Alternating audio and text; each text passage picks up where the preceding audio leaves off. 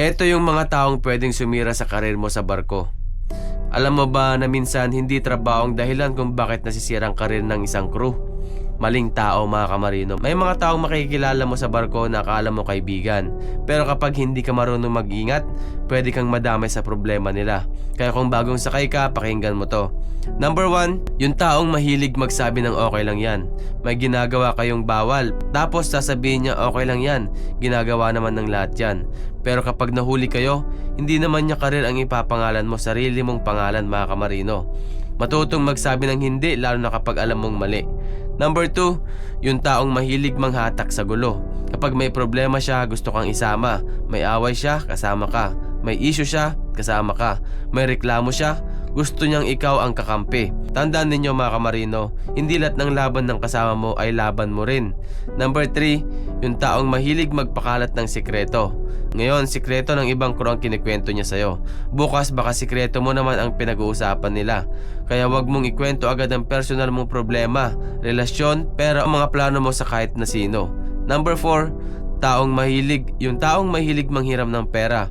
Hindi masamang tumulong, mga kamarino, pero kung paulit-ulit at pati trabaho at relasyon nyo naapektuhan dahil sa pera, kailangan mong matutong mag-set ng boundaries. Hindi mo kailangang maging ATM ng buong barko. Number 5, yung taong puro reklamo at negativity. Lahat ng bagay may problema, lahat ng supervisor masama, lahat ng rules ay kalokohan. Kapag palagi ka nakikinig sa ganitong tao, minsan hindi mo na namamalayan, nagbabago na rin ang pananaw mo sa trabaho.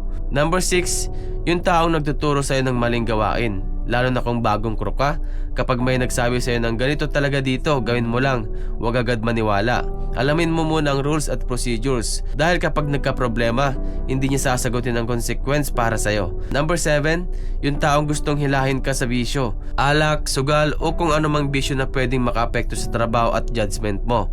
Madaling magsabi ng isang beses lang naman, pero maraming problema ang nagsisimula sa isang beses lang. Number 8, yung taong insecure sa pag-unlad mo.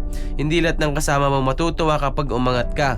Kapag may promotion ka, may bagong responsibility ka o napapansin ka ng management, may ilan na pwedeng gumawa ng paraan para hilahin ka pababa. Kaya wag mong ipagyabang ang bawat achievement mo. Hayaan mong trabaho mo ang magsalita.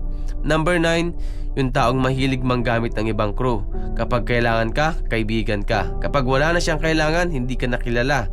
Matutong kilalanin kung sino ang tunay na sumusuporta sa'yo at kung sino ang lumalapit lang kapag may pakinabang ka.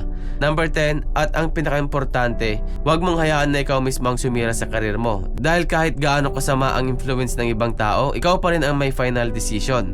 Ikaw ang pipili kung sasama ka sa gulo, ikaw ang pipili kung lalabag ka sa rules, ikaw ang pipili kung magpapadala ka sa bisyo, at ikaw rin ang pipili kung magiging professional ka. Kaya sa barko, makisama ka sa lahat, pero wag mong ibigay agad ang buong tiwala mo. Piliin mo kung sino ang papapasokin mo sa buhay mo, dahil ang isang maling desisyon, isang maling barkada, o isang maling taong pinaniwalaan mo, pwedeng ilang minuto lang ang kailangan para sirain ang pinaghirapan mong karir ng ilang taon, mga kamarino. Kaya tandaan mo ito, magtrabaho ka ng maayos, makisama ka ng tama, at higit sa lahat, protektahan mo ang pangalan mo at karir mo.